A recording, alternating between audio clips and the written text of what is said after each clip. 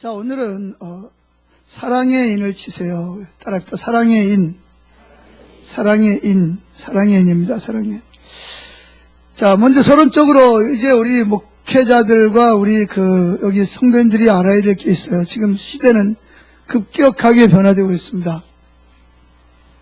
앞으로 7년 후에는 어떤 변화가 일어나냐?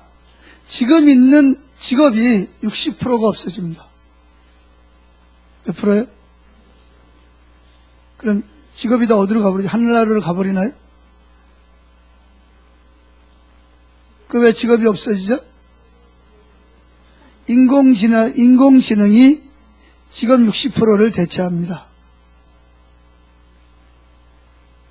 이건 제가 말하는 게 아니고 미국의 통계학자들이 계산을 해서 만든 건데, 앞으로 7년 후에는 지금 현재 존재하는 직업 60% 이상이 없어지고, 그 대신 누가 대체하냐?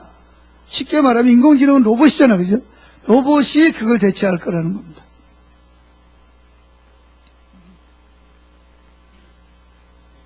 그래서 거기에 대해서 우리는 뭘 해야 되죠? 대비를 해야 됩니다. 참고로 독일에 가면 루터 교회 중에 한 교회는 목사님이 없어지고 로봇이 대신 설교를 합니다. 목사님들 좀 이렇게 경각심을 가져야 됩니다.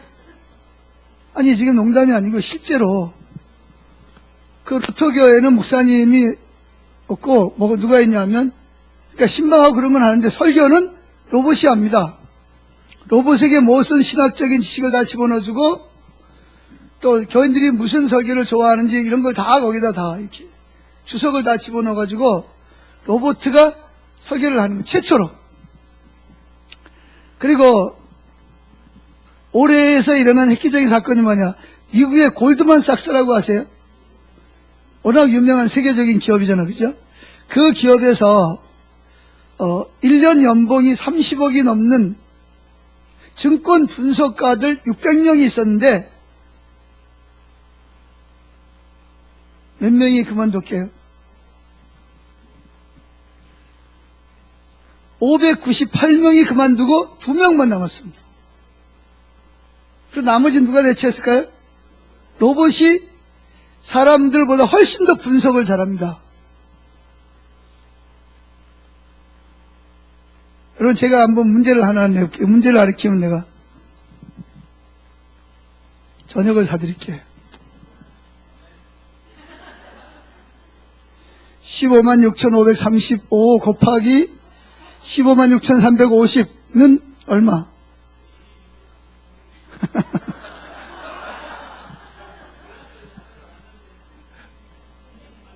저도 잘 몰라요. 근데 저와 여러분은 잘 모르죠, 그죠? 그거 하려면 뭐야? 한참 계산을 해야 되는데, 로봇은 인터 딱 치고 엔터만 딱 치면 답이 주르륵 나와버립니다.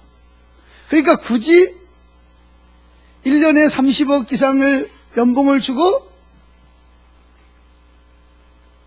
증권 분석가들을 쓸 필요가 없는 거예요. 그래서 골드만삭스에 있는 분석가들이 600명이었는데 그 인원이 올해 다 잘렸습니다. 2명 남았습니다. 2명. 보세요. 증권 분석가들 볼 수 없어요. 그래서 미국에 가면 아마존이 운영하는 마트에 가면 이걸 뭐라 그래? 끌고 다니는 걸 뭐라 그래? 카트에다 물건을 집어넣으면 저절로 계산이 다라락 나옵니다. 딱 들어가면 거기 안에 있는 인공지능이 돼가지고 이게 뭐죠? 이게 뭐라 그래? 바코드를 딱 찍어가지고 금액이 착착 올라가요. 그리고 나올 때도 계산할 필요가 없어. 그냥 나와. 왜 나오냐? 미리 카드를 등록해 놓으면 저 혼자 그냥 거기서 계산이 들어가고 난 그냥 집에 오면 돼. 이런 마트가 지금 계속 늘어나고 있다는 사실을 기억해야 됩니다. 그러니까 그동안 마트에서 하던 직원들, 계산하던 직원들이 다 필요가 없어져 버렸어요. 그래서 미국의 유명한 아주 유명한 백화점 하나가 얼마 전에 문을 닫았습니다. 왜 문을 닫았을까요? 문을 닫으면서 뭐라 그랬냐? 이 아마존 때문에 더 이상은 장사를 할 수가 없다. 그 아마존이 뭐냐? 그게 다 뭐예요? 구글에서 만든 그 AI, 로봇이 다 대체한다. 그래서 더 이상 비싼 사람을 주고 할 수가 없는 거예요. 경쟁이 안 돼. 그래서 이제는 앞으로는 교사도 누가 해요? 로봇이 합니다. 선생님은 뭐 계속 물어보면 신경질도 내고 화도 내지만 로봇은 뭐예요? 아무리 물어봐도 똑같은 톤으로 똑같은 대답을 수천만 번 계속 해줬어요. 부드럽게 때리지도 않지, 화도 안 내지, 친절하지. 예? 선생님한테가 배울 필요가 없잖아, 그죠? 로봇, 과외도 뭐, 과외 선생님 쓸 필요 뭐 있어요? 로봇하고 그냥 이렇게 과외하면 되고 더 잘 가르칠 텐데. 여러분 아시죠? 이번에 얼마 전에 우리나라의 그 이세돌 지금 그 바둑 은퇴하기로 했죠, 그죠? 왜 은퇴하기로 했죠? 로봇하고 해서 졌어요. 근데 유일하게 한 번 이겼어요. 그 왜 이세돌하고 했냐? 이세돌보다 더 높은 사람이 중국에 있어요. 이름이 뭐지? 무슨 뭐 캐라 그러는데 뭐 하여튼. 그 사람인데 왜 그 사람하고 안 하고 왜 이세돌하고 먼저? 이세돌은 경험이 많아요. 그래서 이세돌하고 바둑을 뜨면서 뭐냐면 이세돌의 수를 다 배우는 거예요. 다 배워가지고 결국은 이세돌 3번 했는데 2승 1패. 근데 한 번 이긴 거예요. 이세돌이 대단한 거예요. 그러니까. 근데 그래가지고 중국으로 건너가서 그 세계에서 제일 가는 그 바둑 제일 고수하고 떴는데 어떻게 했을까요? 3승 3연패를 한 거예요. 그래가지고 그 사람이 막 울어요, 이렇게 막.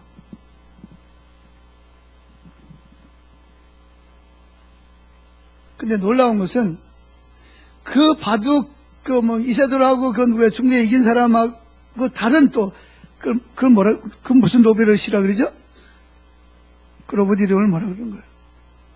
그런데 그거 말고 또 다른 로봇을 만들어가지고 둘이 대국을 시켰는데 누가 이겼겠어요? 새로 만든 로봇이 이 로봇을 눌러서 이긴 거예요.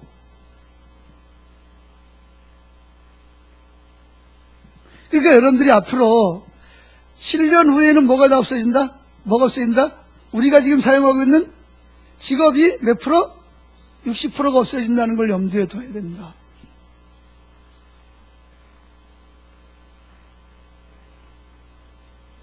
여기 있는 목사님들도 로봇이 대체할 수 있는. 그러니까 구역장도 아마 로봇이 가가지고.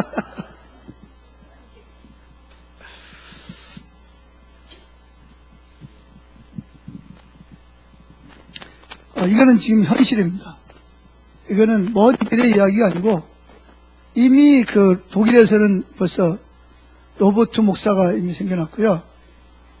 그러니까 이런 지금 제가 말씀드리는 거는 우리나라에서만 지금 이 잠잠한 거지 세계적으로는 이미 이게 엄청나게 번져져 있고요. 우리나라에도 지금 큰 마트에서는 지금 뭘 하고 있죠? 구축을 하고 있습니다. 여러분이 몰라서 그렇지. 그래서 지금 우리나라에 이게 상담하는 거 있잖아요. 무슨, 어디라 그러더라? 거기서 벌써 몇 년 전부터 그걸 구축하고 있어요. 로봇이 딱 질문하면 대답하는 거예요. 수천 번을 물어도 화 안 내. 친절해. 법률 지식. 그래서 미국에는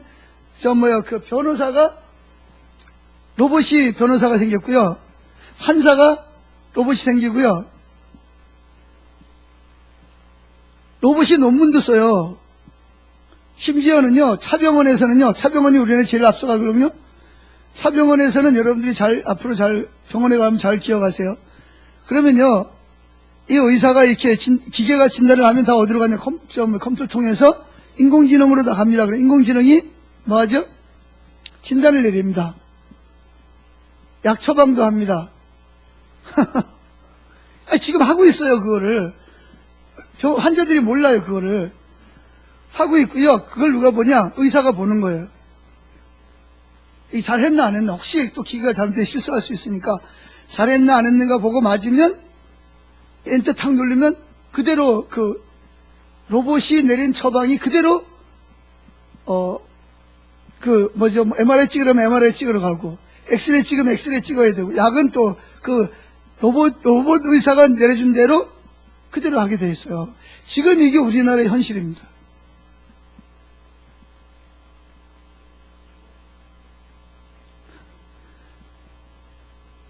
근데 지금 우리나라 교육계만 이걸 안 가르치고 있어요. 우리나라 교육계에서만. 일본만 하더라도 내년부터 수능이 없어져 버립니다. 그리고 이렇게 4개 중에 하나 찍는 문제가 일본서는 다 없어져 버렸습니다. 그러니까 지금 우리나라 지금 걱정해요. 우리나라만 지금 교육이 너무 뒤떨어져 있어요.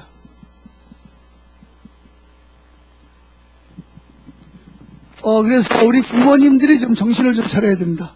교회가 이걸 선도해야 됩니다. 이런 거를 목회자들이 빨리빨리 그런 거에 대해서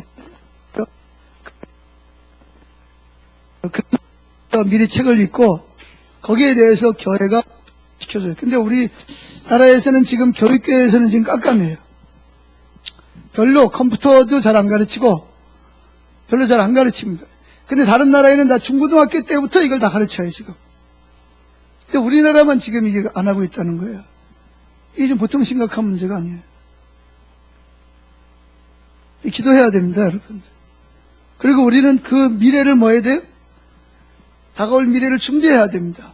그럼 내가 왜 이야기를 이렇게 장황하게 하냐? 그래서 이제 고민을 해봐야죠. 그럼 어떻게 해야 내가 7년 후에도 목회를 할 수 있을까?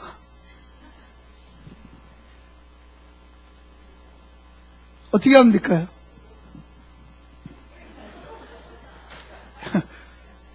그럼 이용 목사님 로봇 사세요. 전 로봇 살 생각 별로 없고, 어떻게 해야 되냐? 어떻게 하면 좋을까요? 예? 로봇가 할 수 없는 게 뭘까요? 좋은 지역을, 로봇가 할 수 없는 게 있어요. 뭐죠? 생명을 주는 거? 생명을 주는 거, 어떻게 해야 생명을 줘요? 이제 앞으로 로봇에도 인간의 감정을 집어넣어서, 그래가지고, 만약에 예를 들어서 내가 죽는다 그러면 뭐예요?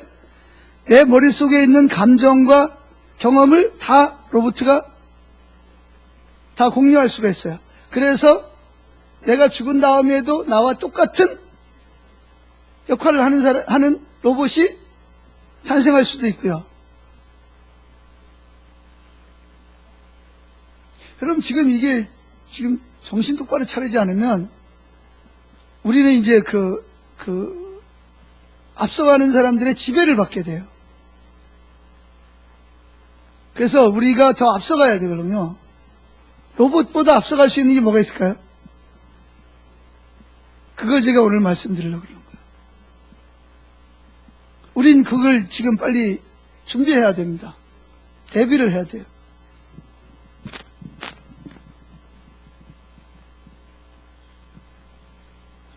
자, 오늘 말씀드리는 첫째, 하나님은 왜 사람을 하나님의 형상대로 만드셨을까요?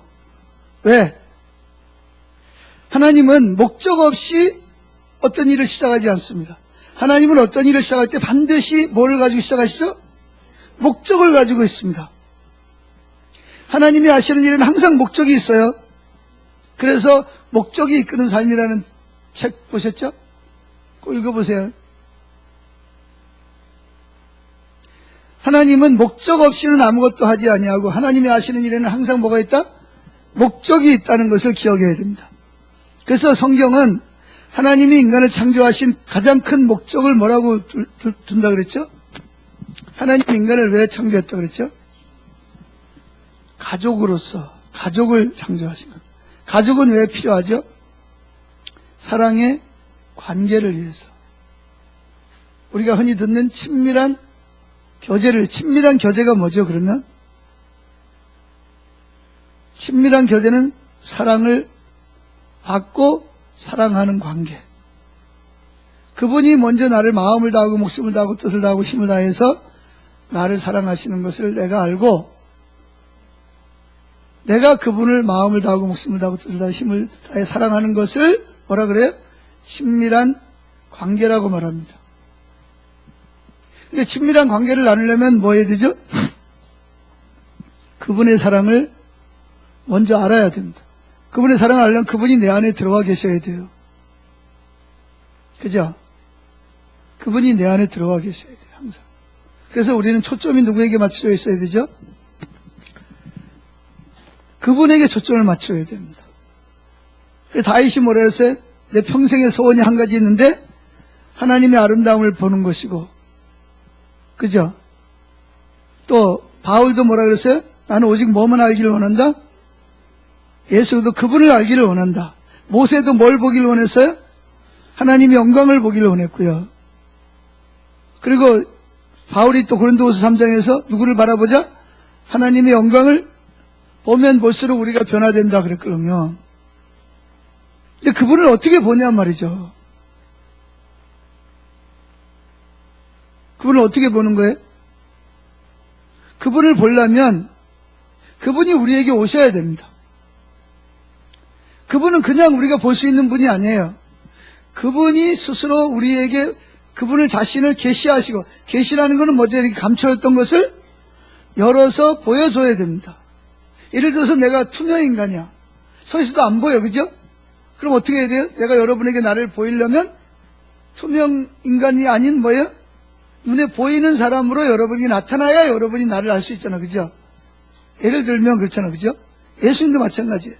하나님은 안 계신 것이 없이 계시지만 우리가 그분을 보려면 그분 스스로가 우리에게 그분 자신을 나타내서 알려주셔야 우리가 그분을 알 수가 있어요. 그분 안 계신 것이 없어, 그죠? 다 계시잖아요. 제가 어제도 이제 밖에 나와가지고 나무를 보면서 하나님은 여기도 계시고 여기도 계시고 여기도 계시고 여기도 계시네요. 제가 이제 혼자 누가 보면 또 저보고 또 미쳤다고 그럴 텐데, 혼자 걸어가면서 나무를 보고 하나님은 여기도 계시고, 바위를 보면 하나님 여기도 계시고, 길에도 계시고, 다 계시네요. 제가 이제 이렇게 그랬는데, 왜 그러냐면 하나님이 거기 계신 것을 저에게 뭐예요? 계시하기 때문에 제가 그분이 여기 계신다라고 말할 수 있는 거예요. 그러니까 우리는 육신의 눈을 가지고는 볼 수가 없어요. 그분 자신을 우리에게 볼 수 있도록 우리 눈을 열어주셔야 됩니다. 아멘? 그래서 성경에 나오는 사람들은 대부분이 하나님을 직접 어떻게 했어요? 만났고요. 그분의 음성을 직접 듣고 있는 상태로. 그렇죠? 우리도 거기에 초점을 맞춰야 돼요. 그래서 마리아도 베다니 마리아가 여러 사람이 있어요. 예수님의 어머니도 마리아고 막달라 마리아도 있고, 마리아가 여러 명 있는데 베다니 마리아, 나사로의 누이 동생, 마르다의 동생. 그래서 예수님이 마르다의 집마다 가시죠. 그래 마르다는 뭐 하고 있었어요? 열심히 예수님을 대접하시는 준비를 하고 있었고, 마리아는 뭐 하고 있었어요? 예수님 발치에 앉아서 예수님을 바라보고 계셨죠. 예수님 누군지 알기를 위해서. 그래 마르다가 뭐예요? 화가 나가지고 예수님에게 마리아를 좀 내보내서 나를 좀 도와주라고 갔어. 내가 이렇게 혼자 일하는 게 안 보입니까? 그랬더니 예수님이 뭐라 그러시죠?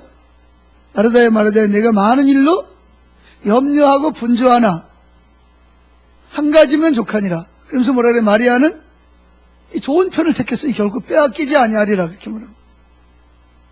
여기 보면 이제 좋은 편이 뭐예요? 한 가지 또는 좋은 편이 뭐죠? 주님을 바라보는 거예요. 주님 그분이 뭐예요? 가장 내 삶에서 목적이 돼야 되는 거예요. 하나님은 인간을 만들 때 왜 만들었냐? 우리 삶이 그분이 목적이 되는 삶이 되기 위해서 인간을 창조하신 거예요. 아멘?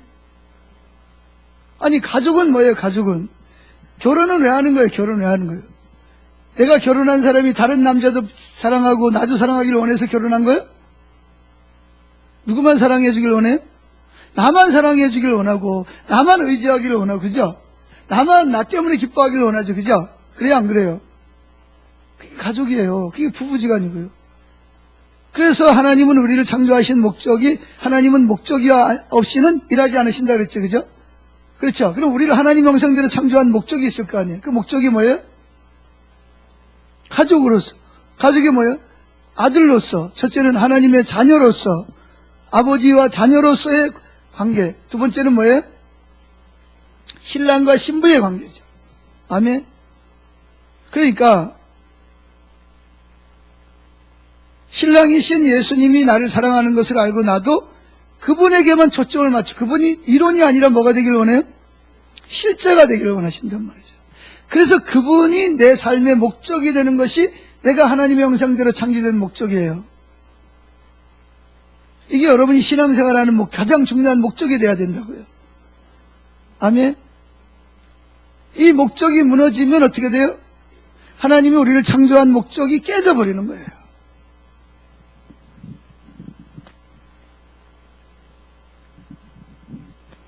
그래서 하나님이 인간을 창조하신 가장 큰 목적은 하나님과 가족으로서, 특별히 부부지간으로서 사랑의 관계를 나누는 겁니다.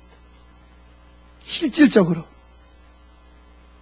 창세기 1장 26절 하나님이 말씀하시기를 우리가 우리의 형상을 따라서 우리의 모양대로 사람은, 우리라는 말을 왜 쓴다 그랬죠? 복수를. 삼위일체 하나님입니까? 우리라는 말은 복수란 둘 이상이라는 뜻이잖아. 그죠? 둘 이상이라는 뜻은 하나님은 한 분인데 왜 우리라는 말을 쓰냐? 성부, 성자, 성령이 계시기 때문에 우리라는 말을 쓰는, 우리라는 말을 두 번 쓰죠. 세 번. 우리가 우리의 형상을 따라 우리의 모양대로 사람을 만들자, 이렇게 말씀하신 거예요. 그럼 인간이 하나님의 형상대로 창조했다는 점 때문에 독특하고 존귀한 거예요. 그래서 인간이 우주를 뭐예요? 지배하는 인간이 됐어요. 근데 앞으로는 인간이 누구의 지배를 받을 수도 있다? 인공지 로봇의 지배를 받을 수도 있어요. 그럼 왜 영화 같은데 그런 거 나오잖아. 그죠? 사람들은 영화를 보면서 그거 그냥 영화인가 이런다. 그게 아니고 현실이 되어가고 있다는 거예요. 그러나 인간은 하나님의 형상대로 지었다는 점 때문에 독특한 존재라는 거예요. 로봇이 하나님과 교통할 수 있어요? 없어요? 하나님의 음성 들을 수 있어요? 없어요? 하나님의 사랑을 느껴요? 못 느껴요? 그럼 살아남는 방법은 뭐예요? 하나님하고 친밀한 교제를 나누는 방법이 우리가 살아남는 방법이에요. 로봇은 그거 못할 거니까. 로봇이 하나님 음성 듣겠어요? 사랑 느끼겠어요? 다른 사람 느낀 감정은 느낄지 몰라도 자기가 직접 하나님의 사랑은 못 느끼잖아. 그죠? 로봇이 하나님 로봇에게 말씀하겠어요? 야, 내 아들 로봇 보고 내 아내야 이러겠어요? 안 그러잖아요. 우리에게만 말씀하실 거 아니에요. 그러니까 그렇다고 너무 절망하지 말라는 얘기예요. 그러니까 로봇이 직업이 없어진다 그래서 너무 절망하지 마시고, 우리가 어떻게 하면 그 시대에도 왕성하게 살아남을 수 있는가? 우리 할 일을 하면 됩니다. 우린 인간이니까. 인간만 누구 형상을 닮았어요? 하나님의 형상을. 인간이 욕심이 많아가 로봇을 만들어서 로봇의 지배를 받을 수 있지만 로봇이 할 수 없는 게 너무 많거든요. 그건 뭐죠? 다 할 수 있어요. 로봇은. 교사도 할 수 있고 변호사도 하고 판사도 하고 로봇 대통령이 나올 수도 있어요. 근데 뭐는 안 돼요? 하나님하고 가족이 관계가 되는 것은 불가능해요. 그거 누구만 할 수 있어요? 인간만 할 수 있는 거예요. 그러니까 너무 절망하지 마세요. 자, 인간은 하나님의 형상대로 지었다는 때문에 독특한, 독특하다는 말은 특별하다, 존귀하다 그런 뜻입니다. 존귀합니다. 하나님의 형상을 닮았다는 건 그런 무슨 뜻이냐? 하나님의 형상을 닮았다는 게 뭐가 하나님의 형상을 닮은 거예요?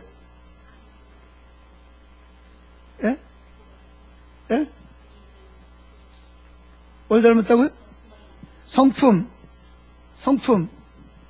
세 가지를 닮았어요. 세 가지를 닮았어요. 자, 첫째. 인간은 하나님 형상을 닮아서 영원히 사는 존재가 됐어요. 기계도 아무리 유명해도 때가 되면 어떻게 돼요? 욕설고 낡아지면 망가지죠. 죽어요. 그죠? 모든 것들도 다. 그런데 누구만? 인간만 영원히 살게 돼 있어요. 두 번째가 뭐죠? 인간이 하나님의 형상을 지음받을 때 첫째는 영원히 산다는 것이고, 두 번째는 하나님의 성품을 닮았다는 거죠. 지식, 감정, 의지, 지금 말씀하신 대로. 지식, 의지, 감정, 이것이 하나님과 뭐 할 수 있어요? 교통할 수 있는, 교제할 수 있는 거예요. 슬퍼할 수도 있고, 아파할 수도 있고, 기뻐할 수도 있고, 뭐예요? 기쁘게 할 수도 있고. 이게 두 번째, 이제, 인격. 인간에게는 하나님과 같은 인격이 하나님. 세 번째는, 우리는 하나님과 같은, 뭐가 있을까요? 마지막. 세 번째가 뭘까요? 인간에게만 자유의지, 선택할 수 있는.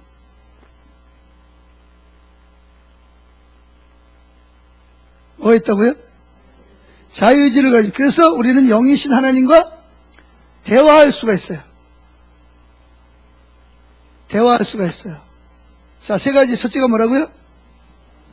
영원히 산다. 두 번째, 인격. 하나님의 인격을 닮았다. 세 번째, 인간만 자유의지가 있다. 할렐루야. 인간에게는 자유의지가 있어요. 이 세 가지가 뭐라고요? 하나님의 형상을 닮았다는 의미이다. 그래서 이 세 가지 때문에 우리는 뭐 할 수 있다? 하나님과 교제를 나눌 수 있다는 거죠. 사랑의 관계를 가질 수 있는 유일한 존재라는 거죠. 여러분, 개가 밥 먹으면서 하나님 고맙습니다. 오늘 일용할 양식을 주셔서. 그러는 개 봤어요? 아니면 소가 사료를 먹으면서 하나님 나를 이렇게 사료를 만들어 주셔서 감사합니다. 또는 차에 타면서 좋은 차를 주셔서 감사. 그런 짐승 봤어요? 아니 물고기가 뭐 하나님의 사랑을 느낀다든지 뭐 기도를 한다든지 뭐 그런 거 봤나요? 누구만 해요? 왜 우리가 그렇게 하죠? 우리는 하나님의 형상대로 지어졌기 때문에 하나님과 사랑의 교제를 할 수가 있습니다. 그래서 인간에게는 뭐 도덕적인 양심이라는 게 있어요. 그리고 어떻게 선택할 것인지, 죄를 선택할 것인지, 의를 선택할 것인지를 선택할 수 있는 자유의지가 인간에게 있다는 겁니다. 그래서 하나님은 천사하고도 사랑의 교제를 안 나눕니다. 천사는 부리는 영으로 창조됐습니다. 사람을 섬기라고, 하나님을 섬기기 위해서 천사를 만들었습니다. 천군 천사를 만들었습니다. 이 우주에서 유일하게 누구만? 사람만 하나님의 형상대로 만드는 세 가지 때문에 하나님과 뭐 할 수 있어요? 교제할 수 있는, 사랑을 느끼고 사람의 교감을 가질 수 있는 존재로, 특별한 존귀한 존재로 만드는 거예요.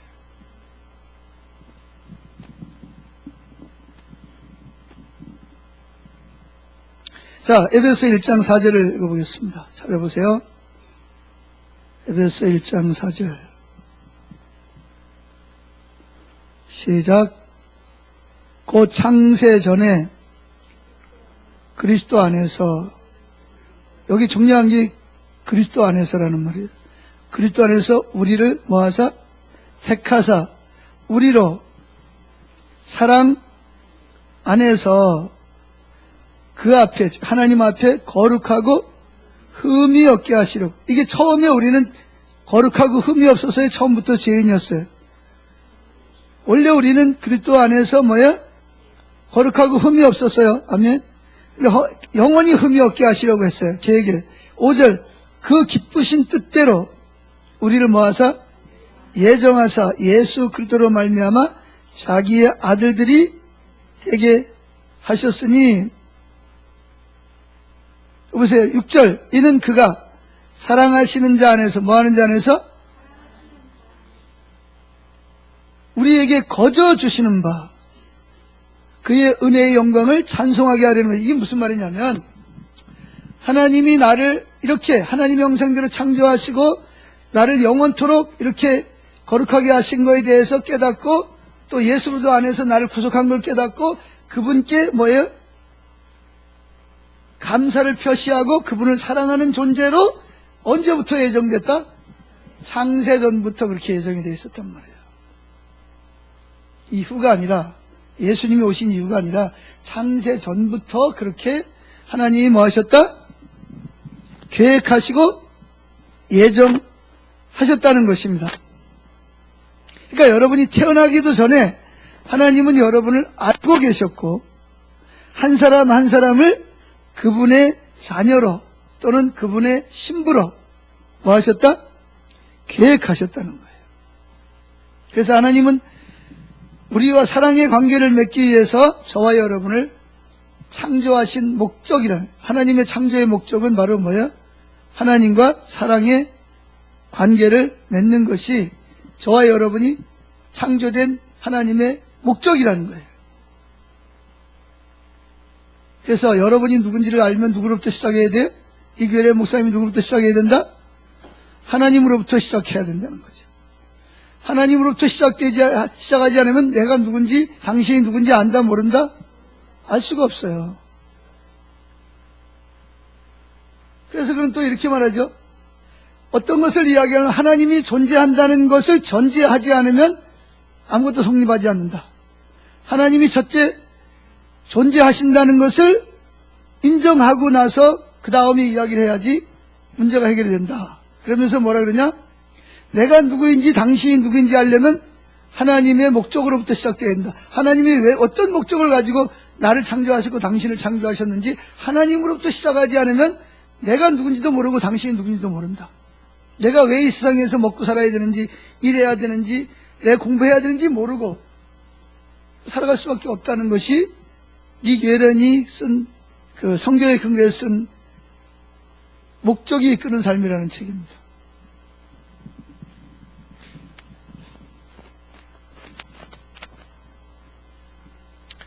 하지만 많은 사람들이 하나님과의 사랑의 관계를 맺지 못하고 있죠. 즉 하나님의 창조의 목적이 이루어지지 않고 있어요. 그래서 우리가 주기도문 할 때 뭐라 그러죠? 하나님의 뜻이 하늘에서 이룬 것 같이 땅에서 이루어지는, 이게 하나님 뜻이 하늘에서 이루어지고 땅에서 이루어지는 게 뭐예요? 창세전부터 계시고 가지고 있는 하나님 목적이 뭐예요? 그 하나님 뜻이 뭐예요? 하나님이 우리를 창조하신 목적이 성취되는 거예요. 그 목적이 뭐죠? 사랑을 느끼고 받은 사랑으로 그분을 사랑하는 것이 인간을 창조하신 목적이고, 아멘. 그 목적을 위해서 이 우주가 만들어진 거예요. 아멘. 저와 여러분은 먼저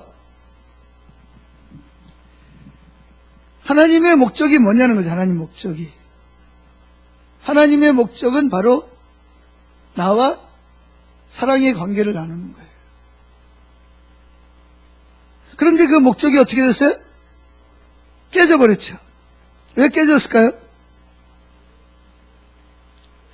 왜냐하면 하나님은 사랑의 관계를 맺으려고 우주 만물을 창조하시고 마지막으로 사람을 창조했는데 하나님의 목적이 상실돼 버렸어요. 깨져버렸어요. 이게 뭐냐? 하나님의 형상대로 창조된 백성들이 하나님과 사랑의 관계를 맺지 못하게 됐단 말이죠. 이거 비극이잖아, 그죠? 그래요, 안 그래요? 비극이죠. 이것처럼 비극이 어디 있어요? 들은 왜 이 관계가 깨졌을까? 깨진 이유가 뭘까요? 참, 이건 참 안타까워요. 하나님의 목적이 상실됐어요. 그 이유를 몇 가지로 들면, 첫째, 하나님과 사랑의 관계를 맺지 못하는 첫 번째 이유는 바로 죄가 하나님과 우리와의 관계를, 사랑의 관계를 갖지 못하도록 깨뜨렸어요. 죄가. 뭐가요? 죄가. 이사야 59장 2절 찾아보세요. 이사야 59장 2절.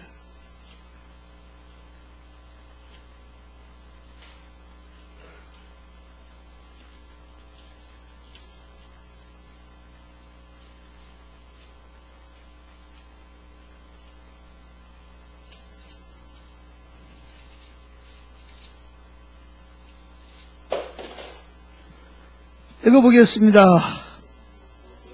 오직 너희 죄악이 너희와 너희 하나님 사이를 갈라놓았고 너희 죄가 그의 얼굴을 가려서 너희에게서 듣지 않으시게 함이니라. 뭐가?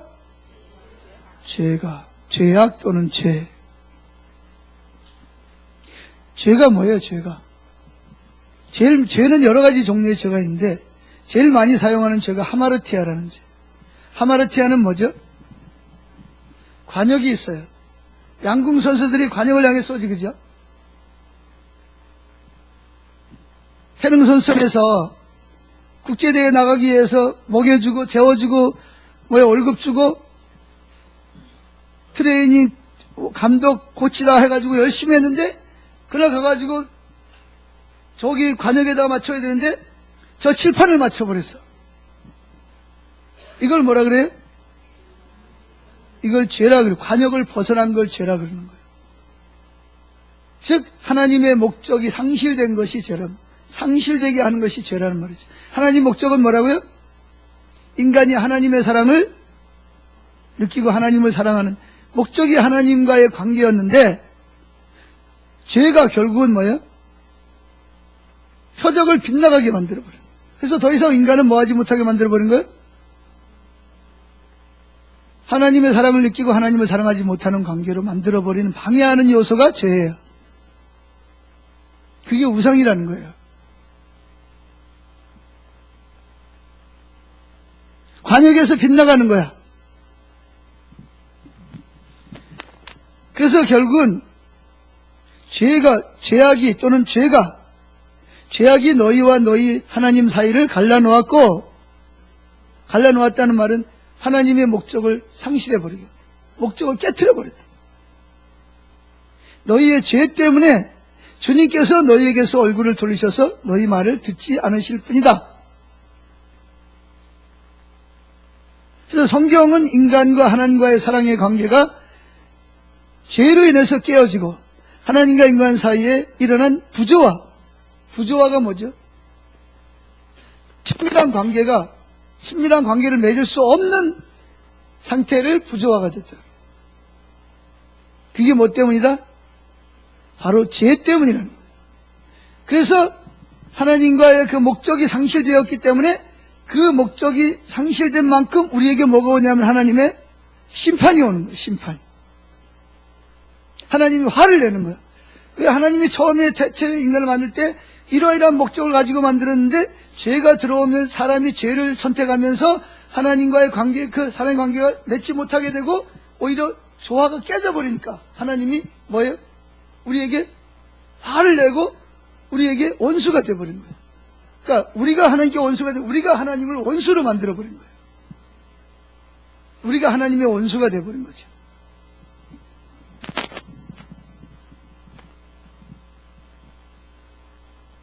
그래서 그 죄로 인해서 우리는 결국 뭐냐? 심판을 받게 되었다는 거예요. 그래서 이 땅에 태어나는 모든 사람들이 당면하게 되는 문제. 그래서 아까 이야기했죠? 다윗은 뭐라고 해? 내가 어머니 모태에서 만들어질 때부터 죄악 중에 잉태했다는 거예요. 그때부터 아담이 지은 죄를 가지고 태어났다는 거예요. 그 말은 뭐냐면 죄가 있다는 말은 하나님과 뭐가 됐다? 원래 목적이 상실됐단 말이에요. 더 이상 하나님과 뭐 할 수 없다? 교제를 할 수 없는 인간이 돼요. 그리고 오히려 뭐가 됐다? 인간은 하나님께 사랑받는 존재가 아니라 무슨 존재? 진노하는 존재가 되어버렸다는 거예요. 심판을 받아야 되는 존재가 되어버렸다는 거죠. 그래서 우리는, 저와 여러분 모두는 죄로 인해서 하나님의 심판을 받고 그 심판이 영원한 형벌 아래 놓여지게 된 운명이 된 거예요. 그래서 에베소 2장 1절에 죄와 허물로 죽어가는 거에 이미 죽은 거예요. 여기서 죽었던이라는 말은 무슨 말이죠? 이미 과거에 옛날에 죽었어요. 언제 죽었어요? 아담 안에서 범죄 아담의 선악과를 먹는 순간 이미 인간은 죽었어요. 거기서 말하는 죽었다는 말은 하나님이 목적하신 친밀한 교제가 더 이상 가능하지 않는, 하나님 목적이 상실될 뿐만 아니라 하나님의 진노와 심판 아래 놓이는 관계가 되어버렸다. 그래서 여러분 어디 가서 기도할 때 기도 잘해야 됩니다. 어떤 큰 교회에서 기도를 하는데 장로님이 나와가지고 기도하라 했더니 죄와 허물로 죽을 수밖에 없는 우리를 사랑하시고, 맞는 거예요? 틀리는 거예요? 틀리는 거죠. 죄와 허물로 죽을 수밖에 없는 게 아니라 이미 뭐예요? 이 벌써 에덴 동산에서 벌써 인간은 죽은 거예요. 더 이상 하나님의 목적을 따라서 하나님과 사랑의 관계를 나눌 수 없는 존재가 됐단 말이에요. 근데 이 장로님은 자기가 아직 죽었다는 것을 인식을 못하고 있는 거죠. 앞으로 그 죽음이라는 것을 뭘로 생각하냐면 영과 육이 분리돼서 지옥 가는 것만 죽었다고 그러는 거예요. 그게 아니고 이미 우리는 에덴 동산에서 뭐 했어요? 선악과 따먹는 순간 뭐 했어요? 우리는 하나님의 목적이 상실되면서 우리는 죽었다는 말은 하나님 목적이 상실됐단 말이에요. 조화가 깨져서 부조화가 됐다는 걸 죽었다라고 설명하는 거예요. 아시겠어요? 그게 인간과 하나님과의 관계가 되어버린 거예요.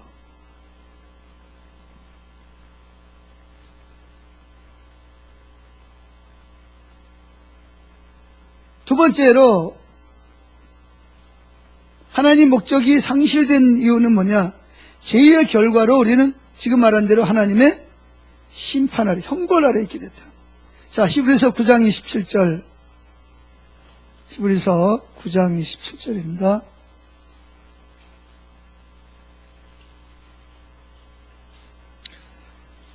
히브리서 9장 27절. 다 같이 읽어봅니다. 한번 죽는 것은 사람에게 정해진 것이요 그 후에는 심판이 있으니. 한 번 죽는 것은 사람에게 뭐 한 거예요? 이미 정해져 있는 거죠. 여기서 죽음이라는 것은 첫 번째 죽음이 뭐죠? 하나님과 부조화를 이루는, 더 이상 사랑의 관계를 나눌 수 없는 관계를. 그래서 하나님 앞에 뭐 하라 했어요? 사랑의 관계가 아니라 형벌 아래 놓인 운명이 되어진 걸 말하는 거죠. 그래서 사람이 한 번 죽는 것은 정해진 일이요 그 뒤에는 심판이 있습니다. 이렇게 성경은 그게 두 번째. 그러나 하나님은 이미 창세 전에 인간이 뭐 할 걸 알고 선악과를 알고 하나님의 첫 번째 목적을 사단이 무너뜨릴 것을 알았어요? 몰랐어요? 만약 그걸 모르면 하나님이 전지하다고 말해요. 전지는 뭐예요? 온전전자. 과거, 현재, 미래를 수천 년, 수억 년, 수십억 년 후에도 뭘 알아요? 어떤 일이 일어날 건지 다 알고 있어요. 그래서 다니엘서에 보면 역사가 어느 때가 되면 어떤 왕이 나타날 거고, 그래서 뭐예요? 맨 위에 뭐가 나타나요? 황금. 그 다음에 뭐가 나타나요? 금과 철. 그 다음에 또 뭐가 나타나요? 흙. 다니엘서에 있는 들이 여기 해야지.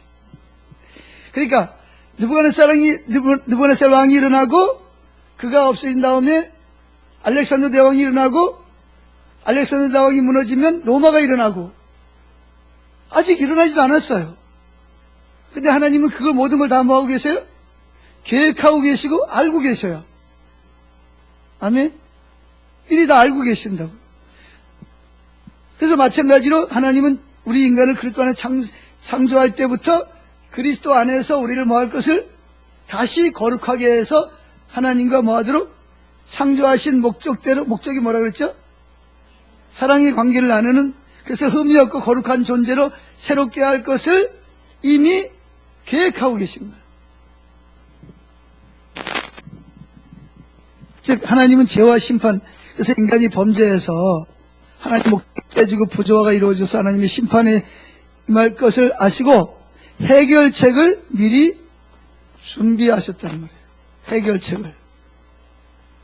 그래서 자꾸 에베소 1장에서 뭐래? 그리스도 안에서라는 말을 쓰는 거예요. 이미 하나님 머릿속에는 뭐가 있어요? 인간이 사탄에 의해서 이렇게 범죄할 거고 하나님과 인간이 목적이 깨질지라도 하나님 뭐 할 것이다? 예수 그리스도를 보내서 이들을 다시 하나님과의 사랑의 관계로 어떻게 한다? 끌어와서 하나님 목적을 이루실 거에 대한 이미 계획을 다 세웠단 말이에요. 대비책을 다 세우고 계시는 거예요. 그게 하나님이십니다. 즉 우리가 다시 하나님과의 그 범죄하기 전에, 하나님의 심판 아래 있기 전에 이전의 친밀한 상태로 돌아갈 수 있도록 자신의 이 아들을 죄를 지은 인간들 대신 죄값으로 심판을 받도록 내어 놓으실 것이 이미 벌써 창세전부터 예정되어 있었단 말이에요. 창세기 1장, 에베소 1장 3절에 보면 다 나왔잖아요. 이것이 창세전부터 우리를 향하신 하나님의 무한한 뭐예요? 사랑이십니다. 무한한 사랑입니다. 그래서 하나님은 이 모든 것을 창세전에 미리 아셨고, 하나님 뭐라 했어요? 로봇가 이렇게 인간의 직업을 잠식할 것도 하나님 알고 계세요? 모르고 계세요? 알고 계시죠. 그러니까 누구만이 우리의 소망이에요? 하나님만이 우리의 소망. 사람은 믿을 수가 없어요. 사람은 다 자기중심. 하나님 없는 인간들은요, 다 자기중심이고요. 자기가 다 지배하려고, 자기 야망을 이루려고 그래요. 이미 하나님이 주신 자유의지를 사람들이 잘못 사용하실 것을 알고 있어, 모르고 있어? 잘못, 먹지 말라 그랬는데도 불구하고, 보암직도 하고, 먹음직도 하고, 지혜롭게 할 것 같아서 하나님처럼 되려고 먹을 것을 이미 하는데 알고 계신 거예요. 자유의지를 잘못 선택할 것을, 자유의지를 주실 때부터, 하나님의 가지고 있는 자유의지를 인간에게 주실 때부터 인간이 자유의지를 잘못 사용할 것을 알았어요, 몰랐어요? 아셨다는 거예요. 그래서 누구를? 예수로도 안에서라는 말을 계속 사용하는 거예요. 이게 하나님의 사랑이 얼마나 큰지 한번 생각을 해보세요. 이 하나님의 사랑을 모르면 참 인간은 참 근심하고 걱정하고 염려하고, 혹시 천정이 안 무너지나, 혹시 지구가 안 무너지나 하는 거, 이 하루도 살아갈 수가 없어요. 하나님의 사랑을 이식하고 하나님을 사랑하는 사람은 어떤 환경에서도 뭐예요? 전쟁과 평화에서 평화를 누릴 수 있어요. 그래서 내가 주는 평화는 세상이 주는 것과 같지 아니하다. 이렇게 주님은 말씀하고 있습니다. 그래서 우리가 그 해결책이 뭐냐? 하나님과 사랑의 관계를 범죄하기 전에 친밀하게 돌아갈 수 있도록 자신의 애아들 예수님을 죄를 지은 인간들 대신 죄의 값으로 심판을 받도록 이미 창세전에 내어주신 거예요. 언제? 창세전. 자, 창세기 3장 15절을 보세요. 3장 15절. 창세기 3장을 보세요.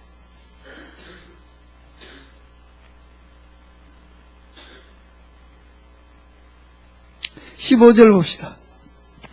시작. 내가 너로 여자와 원수가 되게 하고 내 후손도 여자의 후손과 원수가 되게 하리니 여자의 후손은 내 머리를 상하게 할 것이 너는 그의 발꿈치를 상하게 할 것이니라 하시고, 여기 성경에요, 한 군데도 여자의 후손이 그런 말 없어요. 다 누구의 후손이었죠? 아브라함이 누굴 낳고 누굴 낳고, 아담이 누굴 낳고 누굴 낳고 누굴 낳고 다 누가 낳았어요? 낳기는 여자가 낳는데 다 남자가 낳았다 그랬잖아요. 그죠? 근데 여기 15절에는 누구의 후손이? 여자의 후손이 누구를? 뱀의 머리를, 사탄의 머리를 상하게 할 것. 즉 죽었다가 십자가에서 부활하심으로 죄와 율법과 사망을 뭐예요? 부셔버리고 승리할 것을. 그래서 사탄은 예수님을 십자가에 뻑을 것이지만 예수님은 죽었다가 사망 권세를 이기고 죄를 이기고 3년 만에 부활할 것을 이미, 그래서 이걸 뭐라, 창세기 3장 15절을 최초의 복음이라고 그래요. 기쁜 소식. 최초의 기쁜 소식. 창세기 3장 15절을 신학적으로 최초의 복음, 기쁜 소식이라고 그래요. 인간이 범죄하자마자 바로 하나님 뭘 디밀죠? 무슨 카드를 내밀어? 내가 그럴 줄 알았어. 그래서 딱 내가 그럼에도 불구하고 내가 너를 뭐 할 거다? 내 백성을 다시 범죄하기 이전 상태로 내가 바꿔놓을 거야. 딱 카드를 딱 내밀잖아요. 딱 준비해놨다가. 이게 하나님의 사랑이에요. 이게 하나님이 하시는 일이에요. 하나님을 알아야 돼요. 아멘? 그래서 이 문제를 다루기 위해서 하나님은 이미 해결책을 세워놓으셨어요. 그래서 신약 성경이 이렇게 신구약 성경에서 말하는데 구약 성경에 보면 자 이사야 53장 4절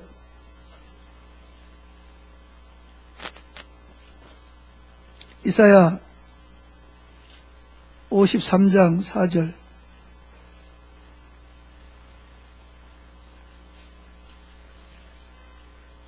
찾았나요? 자 53장 다 읽어야 되는데 너무 기니까 4절부터 시작. 그는 실로 우리의 질고를 지고 우리의 슬픔을 당하였거늘 우리는 생각하기를 그는 징벌을 받아 하나님께 맞으며 고난을 당한다 하였노라. 그가 찔림은 우리의 허물 때문이요 그가 상함은 우리의 죄악 때문이라. 그가 징계를 받음으로 우리는 평화를 누리고 그가 채찍에 맞음으로 우리는 이게 베드로전서에 보면 병에서 나았도다 이렇게 말하고 있습니다. 6절 우리는 다 양 같아서 그를 향하여 갔기 제 길로 갔거늘 여호와께서는 우리 모두의 죄악을 누구에게? 그가 누구예요? 그가 예수 그리스도죠.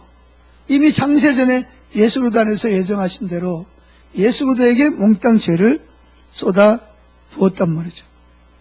그래서 요한복음 3장 16절 하나님이 세상을 이처럼 사랑하사 독생자를 주셨으니 이는 저를 믿는 자마다 멸망치 않고 영생 이제 멸망이 아니라 영원한 생명을 얻게 하려 하심이라. 로마서 5장 8절 그러나 우리가 아직 죄인 되었을 때 그리스도께서 우리를 위하여 죽으셨습니다. 그리하여 하나님께서는 우리들에 대한 자기의 사랑을 확증하셨습니다. 하나님은 이미 여러분들이 뭐 할 걸 하셨어요? 자유의지를 잘못 선택해서 하나님을 선택하지 아니하고 누구 선택해? 죄를 선택할 것을 아시고 대비책을 만드는 거예요. 누구를? 예수 그리스도를 보내서 십자가에 죽으심으로 이사야 53장처럼 그죠? 그렇게 하시 우리를 다시 하나님 창조하신 원래 목적대로 사랑의 관계로 회복시킬 것을 계획하고 계세요. 그걸 창세기 3장 15절에서 최초로 말씀하시고 요한계시록까지 계속 그걸 말씀하고 있는 거예요. 성취됨을. 아멘.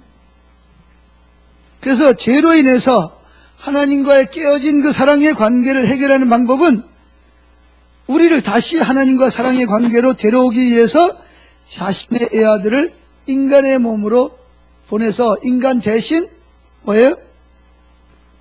십자가에서 모든 죄값을 다 하나님께 사단에게 갚는 게 아니고 누구에게? 하나님께 죄를 졌으니까 하나님께 모든 값을 다 치르신 거예요. 그래서 그리스도 안에 있는 여러분들이 그 예수님을 의지하고 예수를 십자가를 여러분들이 나는 이런 죄인이지만 난 예수님 십자가 때문에 아름답고 사랑스럽습니다. 그러면 하나님은 여러분을 정죄하지 않는 거예요.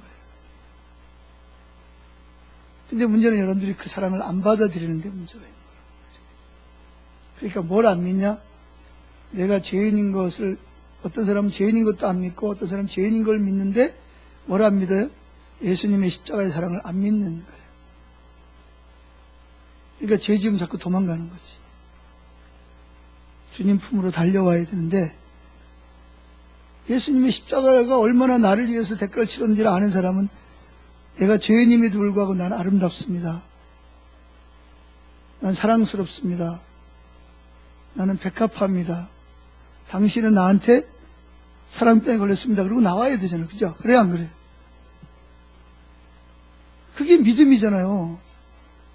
그게 사랑이 하나님의 목적이잖아요. 그죠? 자꾸 사람들은 도망간단 말이에요. 도망가는 것을 신앙생활 잘하는 것처럼 생각해요. 그러니까 자꾸 사단은 자꾸 하나님의 목적을 자꾸 뭐예요? 예수 믿는 사람들에게서도 하나님의 목적이 이루어지지 못하도록 자꾸 방해를 하는 거예요. 그렇다고 죄 져도 된다 그런 얘기는 아닙니다. 또 아시죠? 죄를 지으면 뭐예요? 하나님과 여전히 부조화가 일어납니다. 하나님의 사랑이 안 느껴져요. 내가 하나님을 사랑하는 감정이 깨져요. 여전히. 그래서 우린 빨리 뭐 해야 돼요? 그래서 예수님의 십자가를 붙잡아야 돼요. 예수님 나대의 십자가를 지신 그분이 내 안에 들어와 계신 그분을 의지하고 나는 뭐합니다? 난 아름답습니다. 난 사랑스럽습니다. 난 흠이 없습니다. 그리고 주님을 붙잡고 나가야 돼요. 그게 하나님의 의도고 하나님 목적이에요. 아멘? 근데 이게 참 믿어지기가 참 쉽지 않단 말이에요. 왜 안 믿어지냐면, 안 변하죠, 사람이. 안 변하는 이유가 뭐냐면,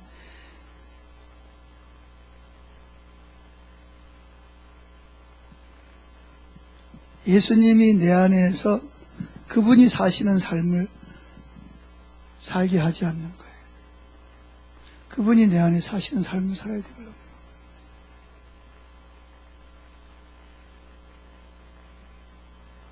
그래서 설교를 들으면 그렇게 살아야 되겠구나. 근데 목적이 그게 아니야. 하나님의 목적이 내 목적이 돼야 됩니다. 따라합시다. 하나님의 목적이 내 목적이 돼야 된다. 내 목적이, 하나님 목적이 뭐였죠? 친밀한 관계를 나누면 어떻게 돼? 나누려면 그분이 내 안에 들어와야 되잖아. 그 사랑을 받아들여야 되잖아. 그죠? 그래, 안 그래요? 근데 그분의 사랑을 안 받아들이는 거죠. 그리고 자기가 어떻게 자기 의지로, 자기 노력으로 어떻게 하려고 하다 보니까 기도를 해도 안 변하고, 설교를 들어도 안 변하고, 그때는 뭔가 변하는 것 같은데 시간이 지나면 또 옛날로 돌아가 버리고 또 옛날로 돌아가 버리고. 저나 여러분이나 저 자신을 변화시킬 수 있는 능력이 없어요. 저를 변화시킬 수 있는 건 누구죠?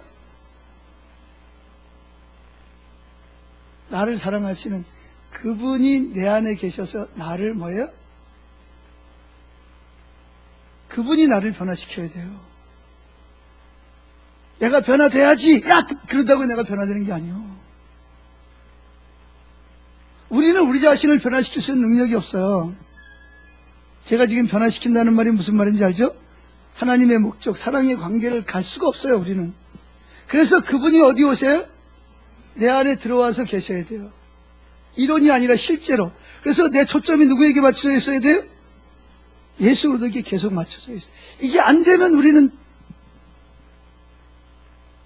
사역이고 뭐고 다 내려놓고 그분을 찾아야 돼요. 이건 참 저도 이 말을 하기는 좀 죄송합니다. 저도 이걸 잘 못하는데, 그분이 내 안에 사시는 것이 안 느껴지면 뭐 해야 된다고요? 사역이고 뭐고 다 내려놔야 돼요. 그게 우선이 아니에요, 지금. 생명도 없는데, 그러니까 사역을 해도 그분이 내 안에 계시지 않은 사역을 누구를 위해서 해요? 결국은 자기 야망을 위해서 하는 거예요. 직장 생활하는 것도 먹고 살기 위해서, 내 가족을 먹여 살리기 위해서. 결국은 다 누구를 위한 거예요? 다 자기 중심이요. 거기는 생명이 없어요. 그러니까 삶이 안 변해요. 아무리 기도하고 아무리 성경을 읽고 아무리 설교를 들어도 사람이 안 변해요. 우리는 우리 자신을 변화시키는 능력이 없어요. 그래서 그분이 내가 너희를 고아와 같이 버려두지 않냐고 말하리라 너에게 다시 오리라 그런 거예요. 그래서 그분이 내 안에 계셔야 돼요. 아멘. 그분이 내 안에 계시면 내가 죽어요. 내가 죽으려고 애쓰지 말고 그분이 내 안에 사시게 하면 나는 저절로 죽어요. 근데 내가 나를 죽이려고 그러니까 이게 죽어야지. 근데 그분이 내 안에, 그분을 초점을 맞추고 그분이 내 안에 사시도록 하면 나는 저절로 죽게 돼 있어요. 근데 우리는 목적이 그게 아니란 말이야. 하나님의 목적이 내 목적이 돼야 되는데 하나님의 목적이 내 목적이 아니고 내 목적을 위해서 하나님을 수단으로 사용하니까 이게 안 되는, 계속 실패하는 거예요. 뭐가 좀 되는 것 같다가 또 제자리로 돌아가고 또 되는 것 같다가 또 제자리로 돌아가 버리고 또 생명이 없는 거죠. 저와 여러분에게는 생명이 없어요. 그분이 생명이라고. 그러니까 그분이 내 안에 사셔야 돼. 그래서 그분이 나한테 사시는 것이 최대한의 우리 신앙의 목적이에요. 오늘 내가 밥 먹고 존재하고 직장생활하는 이유는 뭐냐? 그분과 사랑의 관계를 나누는 거예요. 아멘. 직장생활은 왜 하는 거예요, 그러면? 먹고 살으려고 하는 게 아니고 그분의, 지난주에 말씀드렸잖아요. 그분의 사랑이 나를 통해서 어떻게 해요? 다른 사람에게 흘러가게 하기 위해서 직장생활을 하는 거예요. 그 결과 하나님은 내가 먹고 살게 하시는 거고 돈도 벌고 애를 공부도 시키고, 아시겠죠? 먹고 살기 위해서 억지로 직장생활 하는 게 아니고, 그것도 하나의 사역이에요, 사역. 주님을 위해서, 주님의 사랑을 흘려보내기 위해서 뭐가 필요해요? 사람 만나야 되잖아요, 그죠? 그게 직장이요. 그러니까 우리나라는 이 직장생활은 세상일, 교회의 일은 하나님의 일, 이렇게 구분하는데 이것 자체가 잘 깨져야 돼요. 직장 자체가 뭐예요? 성직이에요, 성직. 거룩한 직분이란 말이에요. 아멘? 왜? 이 회사에 나를 하나님 보내신 거예요. 파송한 거예요. 뭐하라고?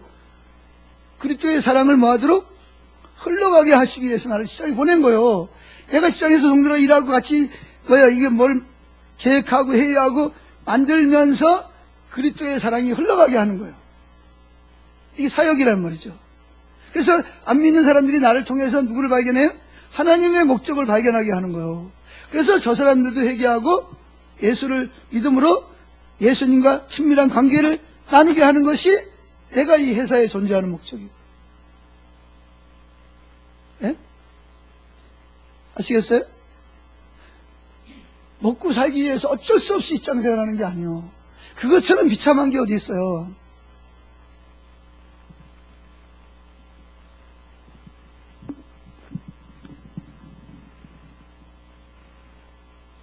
하나님은 나를 통해서, 나는 이제 목사니까 이제 여기 여러분들에게 이걸 전하지만, 여러분들은 가서 또 안 믿는 가족 식구들에게, 잘 모르는 식구들, 또 직장이나 직장 동료들에게, 이웃들에게 뭘 전해야 돼요?